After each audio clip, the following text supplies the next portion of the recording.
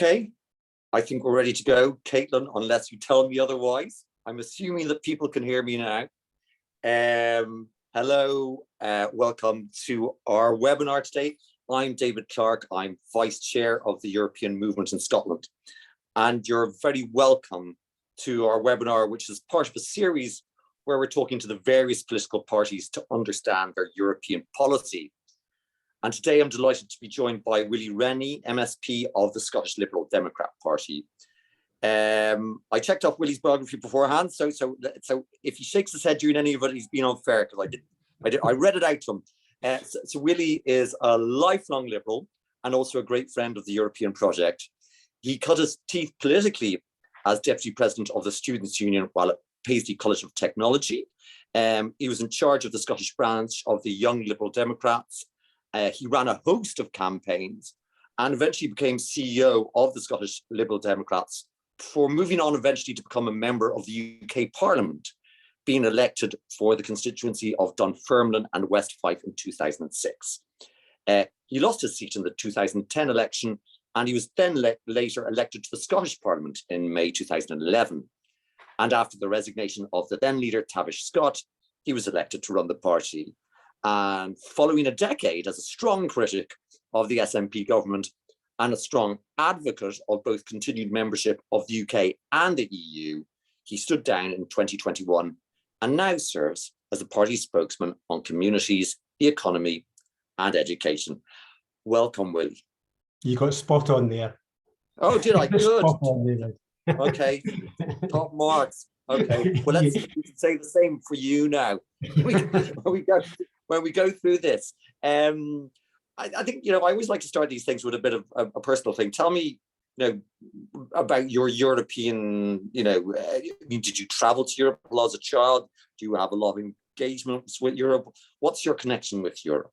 I mean, my instinct has always been to be engaging with the world.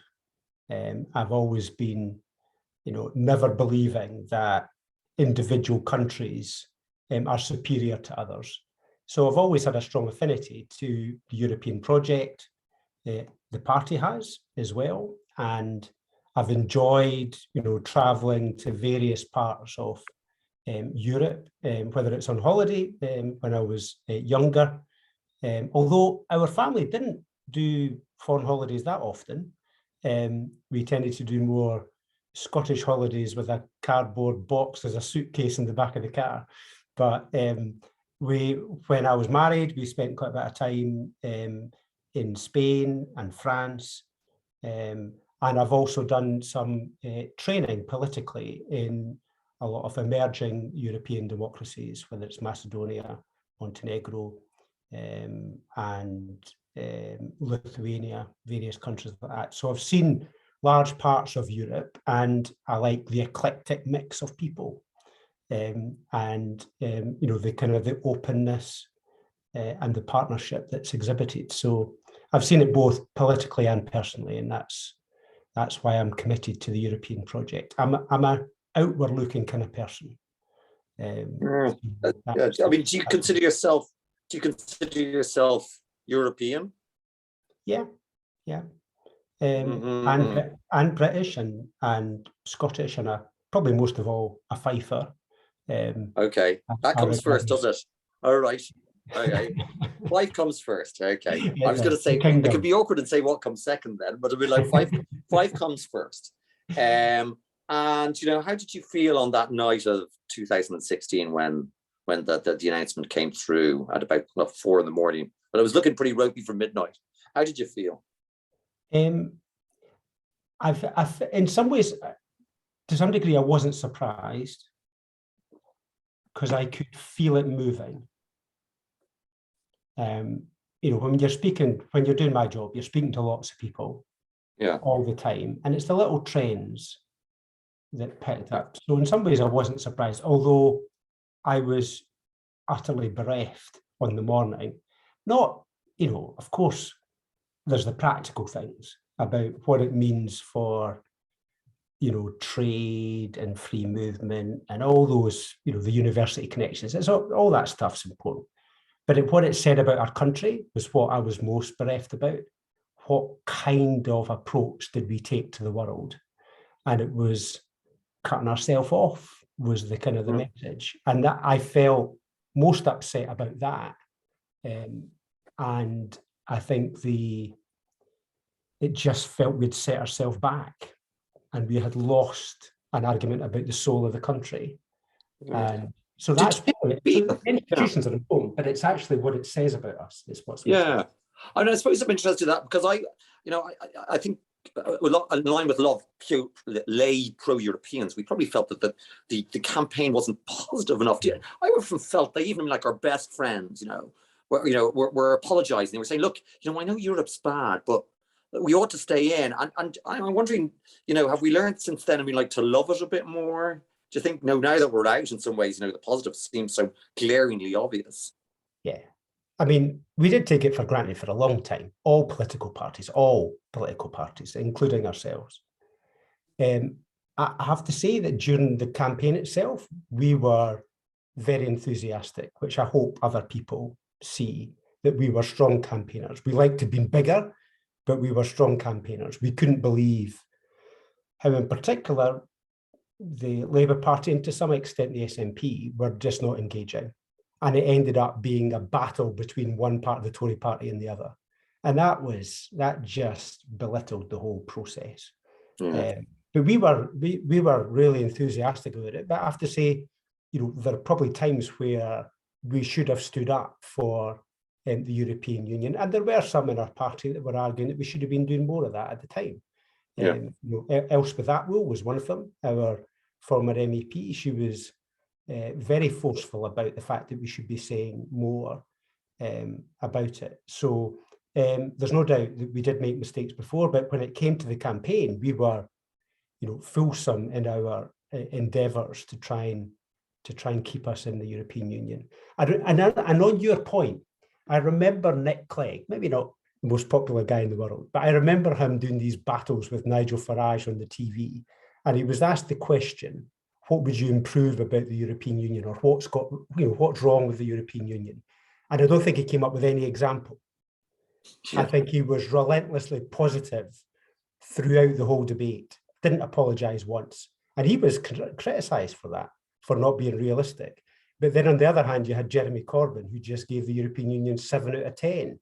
And was lacklustre in his. EU sometimes you can't win either way. So. It gives Jeremy Corbyn 0 out of 10. But that's just me maybe speaking. Look, that was the nice part. This is the more difficult part. What's the Liberal Democrat policy on Europe? Tell me in a couple of sentences. To win people over time to the merits of partnership with Europe. It's very clear. We were, through the whole Brexit process after the referendum, we took a very much immediate rejoin. And for most people, that was the path of least resistance. And I think now we accept we lost the battle in 2019. And what we need to do is to win voters over to the merits of partnership over time, with the eventual goal, hopefully, of being a member of the various parts of the European apparatus. That's what we want to get to. So it's a different strategy from before, but it's about winning people to the merits of it. Can I challenge that a bit? Because the thing is, surely the people you're speaking to are won over. No, who represents the pro-European? We're talking about probably a majority of the UK at this stage, a distinct majority in Scotland. So, how about you speak for the people who actually support, who are ripe for supporting your party, instead of going out and persuading people who probably will never be persuaded anyway? No. That what we're talking about here is there are a chunk of people who swing between the two, isn't there? There's some hardcore on one side and hardcore on the other, but there's others who are pragmatic in their approach to it. And I refer to the period through the Brexit negotiations where we were riding high in the opinion polls.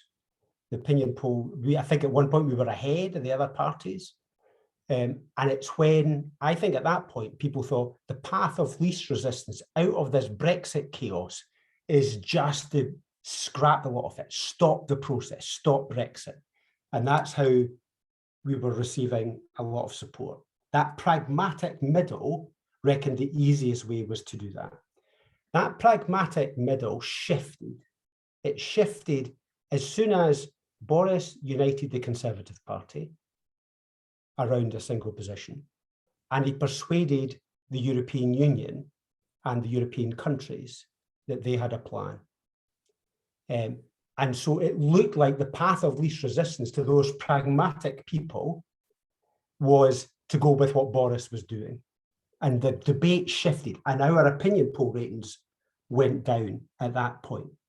So the pragmatic middle is who we've got to try and win back.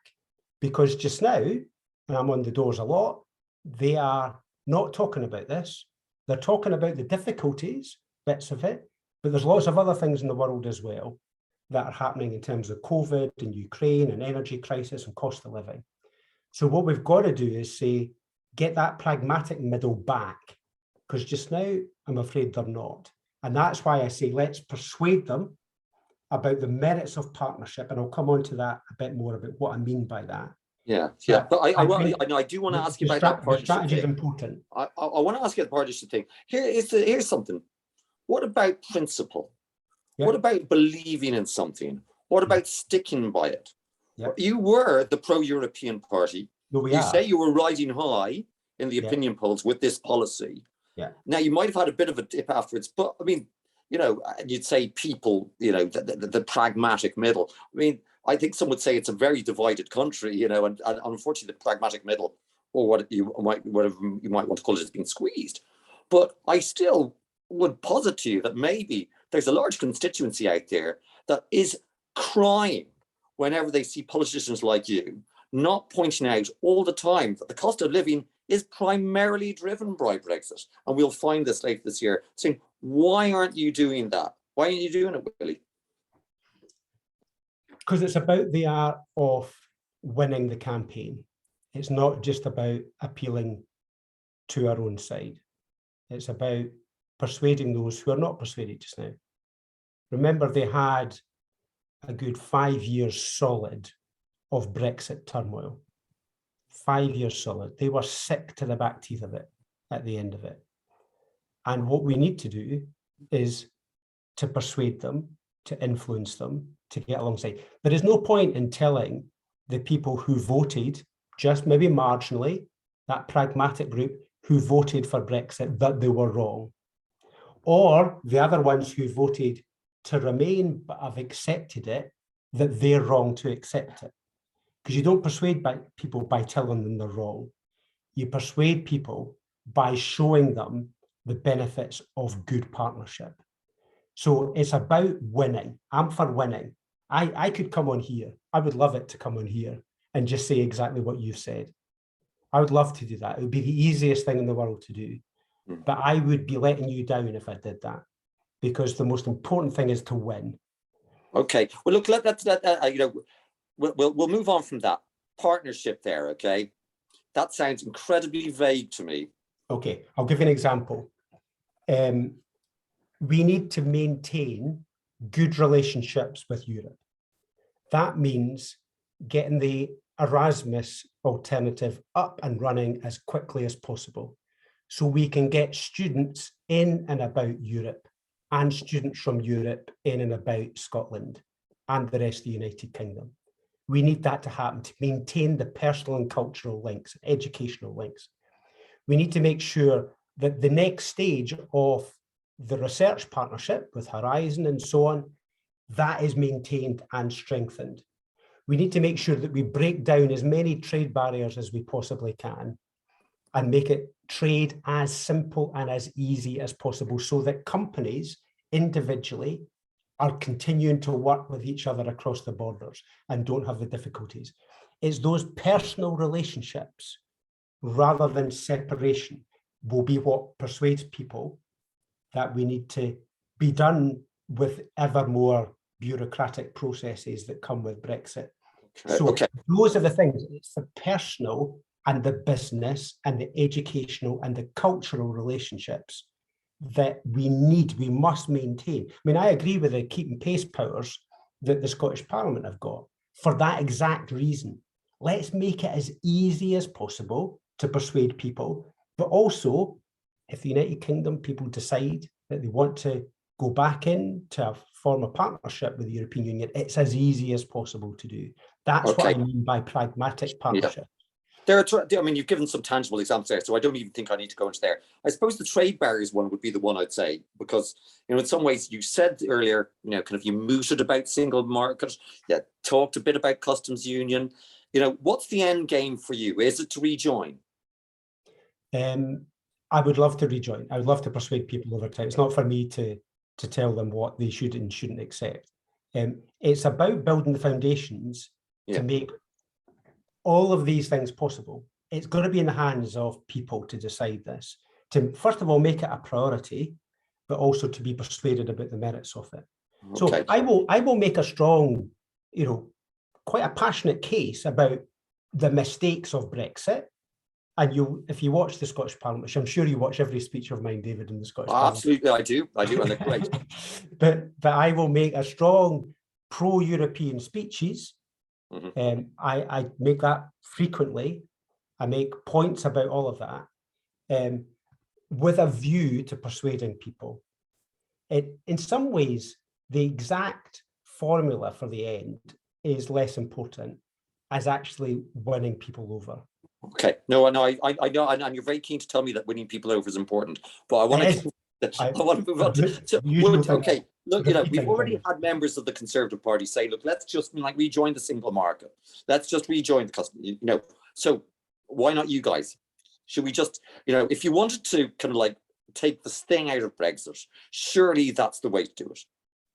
Yeah, I mean, but remember when the pragmatic middle, you know, the pragmatic people who had decided probably to split themselves on either side, when they hear single market and customs union, all that stuff, they just think European Union.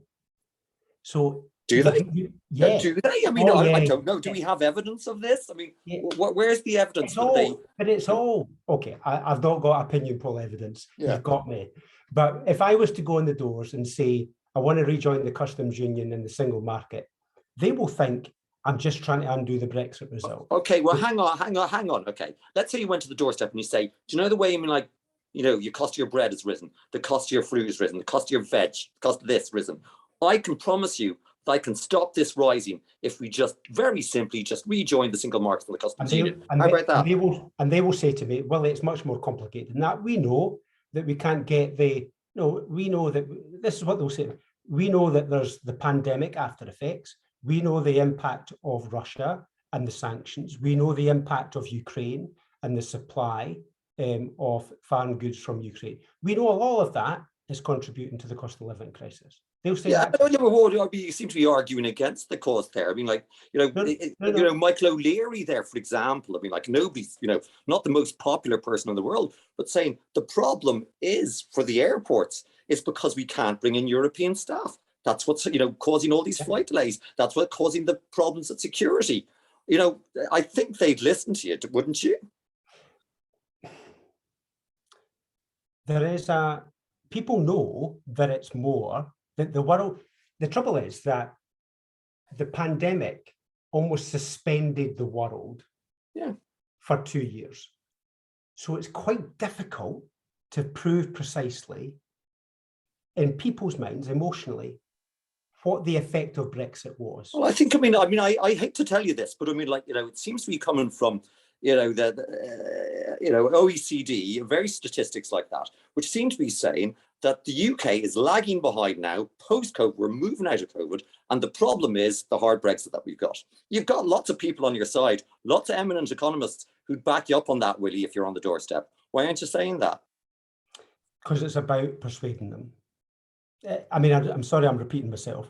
Yeah. But people instinctively think there's a lot happening in the world. They see on the news every day the sanctions, Ukraine, cost of living, and the pandemic. They see that. They see commentators saying all of those things, that they're connected. So for us to simply say it's Brexit means that you don't even get past the door. No, You don't Brexit's one even of the get things, into but the room. let's move on from that. Let's move on. Yeah. I mean, the thing is, you know,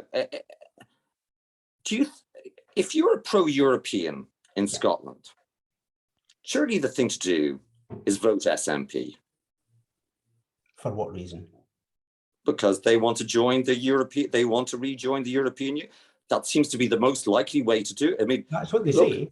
But yeah. they say they also say that they want to keep the British pound. You can't keep the British pound you know, but no, and be in the European Union. I don't want to get into those, you know, and they are perfectly good points to make. But the point is, if you're pro-European, okay, if you're pro-European, looking at me like the fact that Scotland is a pro-European nation, England seems to have its own problems, but it seems to be, you know, it was the place that swung it in favour of Brexit. That if you are pro-European, the thing to do is to seek Scottish independence, isn't it? Yeah. So there's several different. My point about the pound is really important, because you cannot join the European Union if you've got the currency of a different country that's outside the European Union. You can't do that. So it will be impossible practically to join. But the most important thing for people is they've seen the chaos that comes from breaking up long-term economic partnerships. A lot of people instinctively know it's really difficult to do. So lots of people I speak to don't want to repeat that chaos all over again by breaking up the United Kingdom with an independent Scotland. It's not guaranteed even to get into the European Union. Okay, I mean, I suppose it's more on principle. And I'm asking you, as you know, I mean, I accept, you know, that you're pro-union, but, you know, when does it come a stage that the union, the relative benefits of the European Union over the UK, is there ever a stage where that comes for you? Look, I believe, you know, I'm an internationalist. I believe in partnership with our neighbours, and I'm not going to ditch that. I know it's the hard task of persuading people across the United Kingdom. I'm not asking you to tell it, but I'm just wondering, you know, as someone, you know, myself, you know, who obviously sees the benefits of the UK, but at some stage, are those benefits outweighed by the benefits of being a member of the EU? And I'm just wondering, I mean, you might not say we're at that stage now, but is there ever a stage where Willie Rennie gets to on that continuum? I've never been a supporter of breaking up. I don't think the Brexit experience has convinced me that independence would make life any easier, because we'd be repeating many of the mistakes. So no, I genuinely, I'm not a nationalist. No, I know. Well, I think we know that. I'm just trying that. I'm not going to support breaking things up. My goal is to break down, you know, effectively to have something that acts and looks and smells like the European Union, even if it's not the European Union, across the United Kingdom. I want those barriers broken down. I want those cultural relationships. Okay. Well, look, and I'm not going to give up on some, you know, with some faint hope from a nationalist group of people who persuade me that everything's going to be nirvana if we go for independence. Because remember, this is important, because I couldn't believe during the Brexit campaign in 2016, the only contribution, by and large, that the SNP made to the campaign was Alex Salmond criticising the UK campaign for not being good enough. That's all he contributed throughout the whole campaign. And I thought, why not make a positive case like the Lib Dems did? But they were only interested in themselves. I would agree with Alex Salmond on that. I wouldn't agree with Alex Salmond on that. Look, just quickly before we move on to questions from everybody else, then, you know, Northern Ireland's got it. Do you think a separate European policy can be carved out for Scotland? Would you support something like that? A separate European policy for Scotland? For Scotland. I mean, I believe in the keep and pace powers. I've supported that. I think in its devolved competencies, I think the Scottish Parliament should be trying to maintain good relationships with Europe. If you call that a separate Scottish policy, that's fine. But my overall aim is to get the UK in the right place. Okay. Well, look, I think we've got some got a couple of questions coming in, and I think actually this is a key one here. And it's about obviously Keir Starmer's speech today, and it says, does Starmer's speech today open a space for the Liberal Democrats, as traditionally strongly pro-EU, to take a more assertive position on rejoining the EU? Something more specific than merits of partnership. If not, then where does it leave Scottish end of the party when? What is it up? I'm trying to decipher this. So basically, who owns the pro-EU unionist position in Scotland? I think they're asking you, should you be more assertive for that, given Keir Starmer's quite reticent, quite lukewarm speech today about Europe? I mean, I'm sorry that we don't like the merits of partnership, but I'm going to continue to be a strong advocate for that. And I think that we have made very clear our pro-European position, and will continue to do so. So yeah, I'm not sure. I mean, like on the partnership thing, and I'm not trying to be unfair, is, we spoke to the Labour Party a few months back, and again, the policy seemed to revolve around kind of, we're going to get on a bit better. And I suppose, look, this is the European movement that you're speaking to. We'd like to know, I mean, kind of getting on, it's kind of, we kind of think that's kind of normal. It depends whether you want to win or not. I mean, to be frank, can I just put it to you that maybe there is an opposite argument that says, if you want to win, how about being passionate about something that you strongly believe in? Yeah, why would you hide this? I am. Why would you? I am. Okay. Right. I've just made a pretty passionate case. I've told you why I was bereft. I've told you what I'm trying to do to get things better. Well, it's actually not that. It's not that clear what's different from the Labour Party. So to go to the core of that question, what's different from the Labour Party's policy today? I mean, I'm not absolutely clear what. I mean, I think they've said no, never. We're not saying no, never. We're saying let's win them over. That's the difference. Okay, that is difference. Okay, I've got a question here that's just to ask you about Erasmus-Plus and. Why are you suggesting we go ahead with a Scottish scheme rather than opting back into Erasmus? I know, and like you support Horizon for Science, which is obviously the Europe-wide program. Why not just go back into Erasmus? Yeah, I mean, I think we can get the devolved institutions to do their own schemes and show that they can work. And if we can show that they can work and are of benefit to students and the universities involved, and that they can be a supplement to the Turing scheme, a much more substantial supplement to the Turing scheme, then we might be able to persuade the UK government from that direction to rejoin the whole Erasmus programme. That might be the way it works. We've asked several times, we've been berating the UK government in the Westminster Parliament to get them to join. They've decided not to. So let's try this route. Let's show them that it can work and can have benefits. So how long is the framework? How long do you think that will take? Don't know. But you will start. I mean, I would like the Scottish Government to start, because Wales announced it last year, and the Scottish Government are still consulting, whereas the Welsh are getting on with it from this autumn. So you'd fully support the Scottish Government in the scheme that they set up to. I would support a Scottish scheme if they would get on with it. I don't know why they're delaying. I don't understand. Yeah. Okay. I'm going to move on to there's another question here. Well, I suppose this really repeats this. Are you terrified of the right-wing press and media in England? I think this is what, hear out the question here, because this is where I think the cynicism might come from a pro-European organization like ourselves, who speak for a significant portion of the population. Are you really that different, from the Labour Party in their position today? And you talk about winning people over. There, as I say, there's a lot of people who are won over. Are you not just afraid of the right-wing press down in England?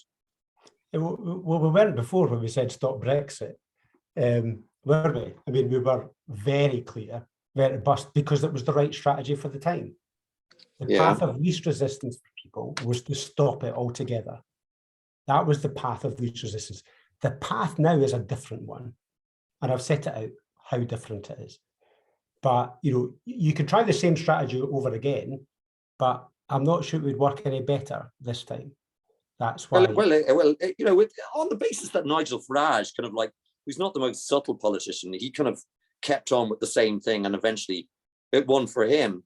And one thing you can't doubt, you know, you can mark him down for many things, but he is he's a keen, passionate supporter of our disengagement from Europe. I suppose we could put it to you that maybe you might want to do what Nigel Farage did on the other side. Look at what he did. The reason how he managed to get a referendum was not because he was winning, but because he had divided the Conservative Party. I don't think the circumstances are there to try and get the Labour Party in the same place. I don't think that's there. So I can't see, I think the circumstances, the landscape's different. Repeating what Nigel Farage, I would take quite a lot of convincing to repeat what Nigel Farage is doing. It's a different landscape, different time. What I am looking at is where those pragmatic people are, what they're saying to me, what they're interested in. And that's what's going to guide you. If we can get the people in the right place, political parties will follow. Okay, but this session, I suppose, is about trying to explain what the Liberal Democrats' position is. So if I was to ask you, and we have gone through what the difference is between yourselves and Labour, is that you eventually want to join the EU again. But apart from that, it's pretty much the same. Is that it? Pretty substantial. No, I'm asking. I'm sorry. I'm sorry. I'm not going to tell me what the difference is. What are the tangible differences between the Liberal Democrats' policy? I mean, people are going to be voting for you. How will they know? How will our members know who to vote for? And, you know, is it more than just that you want to eventually join the European Union at some indeterminate time in the future? Well, it is pretty big difference. It's quite substantial.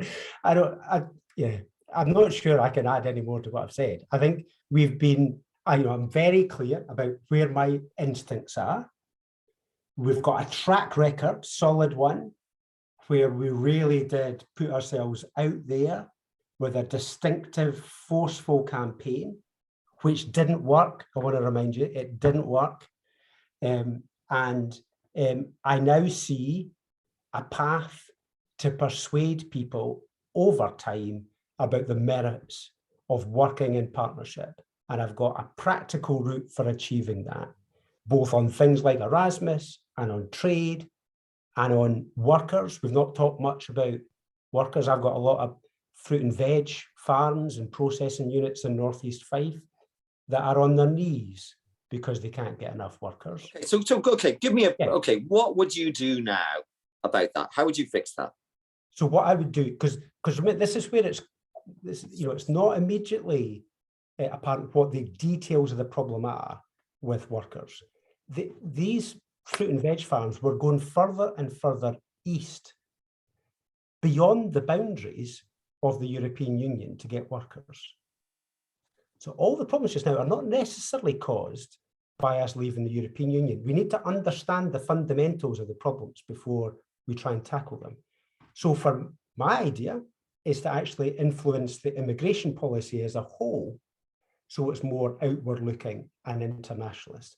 That means in this particular case of changing the SAWS scheme, of expanding the numbers, the seasonal agricultural worker scheme, changing that so it is more generous, it's more efficient, it works better for the farms, they have a longer term set of numbers that they can work with. And if we can do all of that, that will mean we'll start investing in those farms again, because just now there's disinvestment in those farms. So we need to understand that this is not just a European thing. We need to reach beyond our borders. That's why I talk about, what came with the European Union was an internationalism that I liked. I want to be an internationalist first and foremost. And the danger with what's happening with the Conservatives is that they are cutting themselves off, not just from Europe, but from the rest of the world. And can I don't want to be awkward here, and I have a good question coming up in a second, But can I challenge you on some of this? Because essentially what you're saying on quite a lot of this is actually, well, us leaving the EU wasn't the problem. It's not that bad from leaving the EU. I just remember going down to post something to my family in Ireland the day we left the EU, filling out a customs form, and then like us receiving presents, Christmas presents late, and us having to pay 200 quid in terms of customs duties on them. And you're trying to tell me that this isn't a big deal? Or it's I'm not saying that. But not every single problem in the world was caused by Brexit. I'm not saying that at all, but I think, I mean, a significant part of the labour shortages in the UK, you turn off the taps to free movement of labour, and you find you've got a labour shortage. Surely that's to do with us leaving the EU. Yeah, in part, yeah, no, that's true. We've said so publicly, but we're in this audience here, and I just want to be frank with you that it's not all clear cut. There are some things with the seasonal agricultural worker scheme that were going beyond the European Union boundaries. In fact, Portugal were taking them from Southeast Asia. Yeah. So we need to understand where the workers are coming from. We also need to understand that COVID meant that a lot of these workers went home and they decided not to come back again, partly because of Brexit, but also because the economies of those countries were improved and they had reviewed their life. Yeah. So it's not necessarily just because of Brexit. Can I just clear up? And I've said that. But let's be honest with ourselves. That I hope you don't have is that members of the European movement don't think that all the problems of the world were caused by Brexit, but we do think that there's a significant number of problems caused by them. Yes. And it's not that we think that. Economists will tell you that if you cut yourself off from your largest market, you put up customs barriers, you're going to be poorer. We said it beforehand in 2016. It's happening now. And the question, I suppose, the frustration must be, is why on earth aren't you hitting that home? We are. We see it. I mean, I'd like to go on the evening news every night of the week.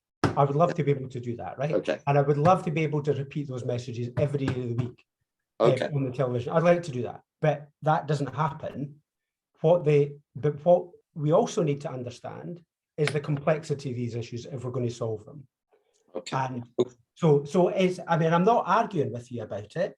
What I'm saying is some have a view, and some in the parliament put forward the view that everything that's gone wrong is Brexit, and people simply don't believe it.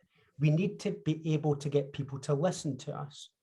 And that's why you need to have a bit more of a nuanced position sometimes. Okay, look, we absolutely understand that, but just, I mean, like, finally, before we move on, I suppose the point would be that post-COVID, it is now becoming evident the problems with the economy that have arisen because of Brexit, and aligning that with the whole cost of living crisis, that this might be a ripe time for you to point out to people the problems of Brexit, and that actually this pragmatic centre might be actually listening. And we do. Okay, right. There's a question here that I have from David, and he says, do you think the Lib Dems should have a pact or understanding with the Labour Party to get rid of Johnson and the Tories in the 2024 election? And so that's the first part of the question. And then secondly, would that include a deal on Brexit and the EU? So there's a long way to go yet. I think there's no doubt that the Labour Party and ourselves are united in our view that this Boris Johnson government, with its track record on so many things, has got to go. There's no doubt that we agree on that. A lot of it depends on the numbers, whether they all add up at the end. But I think we're united in our view that, and Ed Davey's been very clear about that. The next election has got to be about getting rid of Boris Johnson in particular, but also the Conservative Party, because they've run out of time, and they don't have. I mean, their strategy for government is all over the place. What do you get out of that? It depends on so much between now and then. I mean, I couldn't even yeah, and I'm not in charge of the manifesto, so I'm not But going to say what's in it. you personally, what would you I mean, support? of course, I would like those relationships with the European Union to be restored. Of course, I would like. Yeah, no, that. no, but I mean, like, this is specifically about a pact. With, would you like to see a pact with Would you Labour? like to see a pact? Yeah, that's above my pay grade now. Well, I think we're united in wanting to see the Conservatives gone. But okay, and that, so the most effective way of doing that, presumably, would be standing Liberal Democrat no, we're not. candidates in. No, we're not for that. No, because I mean, voters don't take kindly to being told by political parties which way they should vote by denying them a candidate. They don't take kindly to that. I love this. I think you'll find that the majority of the country wants to get rid of the Tories, and that if there's what they would love is our politicians to get together and work out a way to help the populace maybe get rid of that. Can I posit that? But you saw what happened in Tiverton and Honiton in Devon, yeah. And we saw what happened in Wakefield. I mean, our vote plummeted in Wakefield, and the Labour Party's vote plummeted in Tiverton and Honiton. People worked it out. Okay. And they work that out all over the country themselves, but they don't take kindly to being told, sorry, you can't vote for Liberal Democrats, so you can't vote for Labour. Okay, so an unficial pact then, where I mean, like, you push certain candidates in certain areas. You're in favour. I mean, it's no secret that we target to win where we've got best chance of winning. That's no secret. Every party does that. The Conservatives do that as well. They have a top list of seats that they're after, so they don't go after every seat. And we don't go after every seat. So I'd love to go after every seat, but I don't think we're quite in that position. Okay. So let's say you and Labour win a majority at the next general election in the UK. Yeah. So now you have an opportunity actually to do something about Europe. Do you think you could talk to the Labour Party about an agreed programme to get close to Europe? I'm sure that will be a part of it. I think the relationships with Europe in particular, but also the rest of the world, I think will be a major point of change for any future government. And I think the Labour Party in themselves, I think would want to try and do that. I have no secret inside track on this. So I don't know. Well, I suppose it's not a secret inside track. What would you, I think we're getting somewhere. I would like the next government to be more internationalist and pro-European in its approach. Okay. Do you think it's feasible that if the Liberal Democrats and the Labour Party were in a majority at the next Westminster election, that you could get a path to rejoin the single market and the customs union in that time frame? There's a lot to go through yet. I mean, we would need to see where the public are at with it and what they've been persuaded about. So I can't say that would be a guarantee. Yeah. But I think it's an important part. There's no doubt it would be more pro-European. There's no doubt we'd be looking to try and forge stronger relationships with our partners on the continent. There's no doubt about that. What form exactly that would take is above my pay grade. So. Okay. Well, look, I want to revert to another, just back to the whole Scotland-England point, I think, which is, we can't deny is an important part of this conversation. I remember meeting someone on the morning of the 2016 result who had been a strong unionist, who is now advocating for a separate Scotland. And these are, this is your target constituency in some ways in Scotland. So Barbara says, surely the main problem with rejoining the EU is that England is historically less Europe-leaning. Scotland is historically much more pro-European than England. So surely trying to achieve an independent Scotland would be a price worth paying, since the bulk of the UK population is in England. Being less European-minded, it's unlikely that the largely English Brexiteers will change their minds. So look, that's what Barbara's asking there. I'm an optimist. I think we can persuade people. Let me give you an alternative argument though. When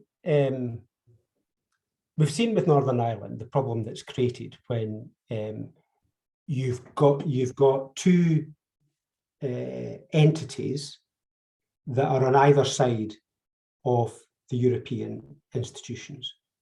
We've seen the difficulties with that. You either have to have a border down the Irish Sea, or you've got to have a border within Ireland. Sorry, I don't understand the point you're making there, Willie. I mean, because the Ulster Unionists came out strongly in favour of staying within the EU. There's evidence that at least a significant chunk of the Unionist population, as opposed to GDP, support the protocol. I work with businesses in Northern Ireland that actively support the protocol. Yeah, but So my point is, the borders become a thing when you've got one outside the European Union and the other one in. They become a thing. And that would certainly be the case between Scotland and the rest of the United Kingdom if one was to be out and the other one was to be in. So all the issues that we're seeing in Northern Ireland would be magnified in Scotland, and more so. It's the if you've, especially that's the case when you've got the stated aim of the SNP government is for Scotland to diverge from the rest of the United Kingdom, not just to be separate, but to diverge, increasingly diverge. So if you have the rest of the United Kingdom diverging from Europe and Scotland diverging from the rest of the UK, then that tension at that border becomes even greater. So the border thing becomes much more real than it did through the independence debate last time round. I don't think anybody's denying that. I think, the point that Barbara's trying to make is that actually, if you're pro-European, so just ignore all the problems. You support independence. And, that's a fair point to make, isn't it? So it's fine agreeing everything in principle, but you've got to actually think about the practical reality. Well, I know it's acknowledge that there's going to be, it's quite obvious that there'll be, some kind of customs border were Scotland to rejoin. Some kind of customs border. A real customs border for the first time for hundreds of years. Yeah, exactly. But I think, you accept that. But the point is that if you're pro-European, that's a price worth paying. I don't think, I think Brexit has proven that independence would be a false project, that it would take even longer to do and would be even more complicated, because rather than just a partnership of 40, 50 years, we're talking about a partnership of 300 years that you'd have to dismantle. We've seen the chaos with that. Why would you mount more chaos onto the top of it? That's a counter argument. Not a counter argument. I suppose my point would be, could you accept that it is a valid way of being a pro-European in Scotland these days is to support independence? No. You don't think so? Of course, people are entitled to think that. Yeah. But I know lots of pro-Europeans who tell me the opposite. They've said, we knew it was going to be bad, but we didn't think it was going to be this bad. And I was sympathetic to independence before, but I'm now not. I've got lots of people who were who were in favour of Brexit, who were in favour of independence before, and they moved the other side. People are moving constantly in this debate. It's not all one way. So I don't accept this argument that somehow all pro-Europeans have to be in favour of Scottish independence. I didn't say that. I just said it's a valid pro-European thing to say that the way to be a member of the EU, the most efficient way, is for an independent Scotland. Surely that you can't deny that, surely, can you? I respect people for having views. I respect people for taking a keen interest in these matters. And of course, people have got a perfect right to do that. To say that's the only case, which is what the SNP tried to say, because remember, we're not speaking for the SNP here. I know, that's not. No. But it's important. It's important because remember. But I just said it is a way. It's a pretty valid way of being pro-European. Is to support independence. I'm not saying it's invalid, but I just don't think it's got the weight that some people seem to think it has. Okay. I'm going to check for some more questions here. I suppose this is part of the point here is that Sheila's asking, Labour are committed to stay with first past the post, the undemocratic voting system, as she adds. Why would the Lib Dems trust them? There you go. I'm always suspicious of all politicians, including some in my own party. So we've got to try and persuade people again that the voting system needs reformed. And I hope, this is the important point, that the Labour Party see that even though there's a majority of voters and parties across the United Kingdom and in England who are against the Conservatives, that the voting system continually returns the Conservative Party, at least for the last few years, and actually for the majority of the parliaments, over the last post-war period. So I hope the Labour Party see the merits of reforming the voting system. And we need to make sure that they are persuaded that the long-term benefit would be to change the voting system. We've seen with the Conservatives how they have just, for instance, with the London Assembly elections, they've changed the voting system without a referendum. They constantly change the voting system to benefit them. And I don't quite understand why it's necessary to have a referendum the other way when we want to change the voting system to make it better and fairer. I think we should be able to persuade the Labour Party just to get on with it. Okay, so I mean, like you're saying, I mean, like actually, the Parliament, I mean, UK, the Parliament is sovereign in the UK. Why do you get as coming from a country which is a constitutional republic, I'm always intrigued by a country that has an unwritten constitution. But parliamentary sovereignty, I accept that. So the Parliament, in your opinion, could at least, in itself, without a referendum, do this. Have we proved, so. Has the last few years proved that referenda in the UK are a bad idea? Yeah, I've had some pretty rough experiences with referendums, because it's binary, often in a complex world. You pick one side or the other, and I don't think most people are in that space. And we had a bad experience with the AV referendum. My experience with the independence referendum wasn't positive. It was very divisive and dark. And certainly that was the case with the Brexit referendum. So I don't think referendums are necessarily the answer to things. Okay, well then here's a cheeky question for the end of the thing, right? Okay, going on what you've just said and what Nicola Sturgeon said last week, of course, that if she wasn't able to get a referendum on independence, would it be a valid way then of seeking independence for the UK for her to deliver a majority of MPs at the next election? Not a majority of MPs, no, because I think it's pretty clear that's a much more substantial issue of the integrity of the United Kingdom as a whole. And I don't think, if you want that to be long lasting, I don't think you can go down the route of just declaring UDI and a majority of MPs. If you need to get 50% of the vote, that's been the accepted route for that kind of change of breaking up the country. So I think that's reasonable. I accept there's, there would be debates on all of that and about how you ensure long-standing changes, but I don't see how they could ever possibly go forward. I mean, I think they're going to find it difficult anyway to get to turn the next general election into this de facto referendum. I think that will be difficult anyway. Are they just going to have a one-line manifesto? Is that all they're going to talk about? When there's a lot of other things going on in the world, I think it will make them look remote, and I think the voters will turn their backs on that. But I know that's a different subject altogether. So okay. Well, look, we're getting near the end here. So look, one final question, and in some ways it's a repeat of the earlier question, but in some ways after, with hindsight of our conversation, is let's say 60% of Scotland want to rejoin the UK, and that's want to rejoin the EU, and that's a significant constituency for you to fish in.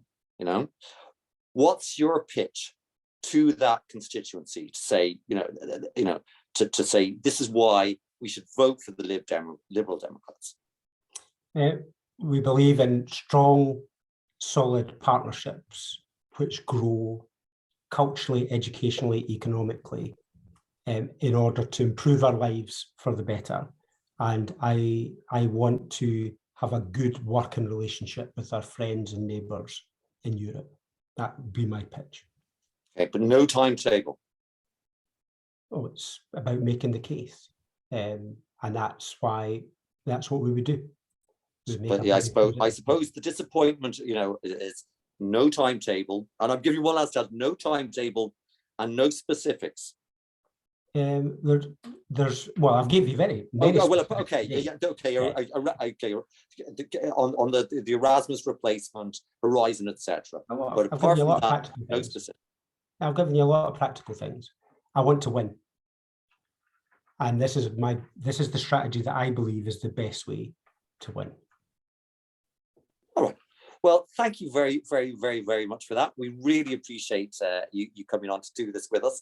Hopefully, I mean, like, you'll come on again to speak to us sometime soon, maybe close to an election of sorts, and we can get a bit more meat maybe on the policies and stuff. Thank you for your questions, David. I've really appreciated them. Thanks so much. Thanks a million. See you later. Bye-bye.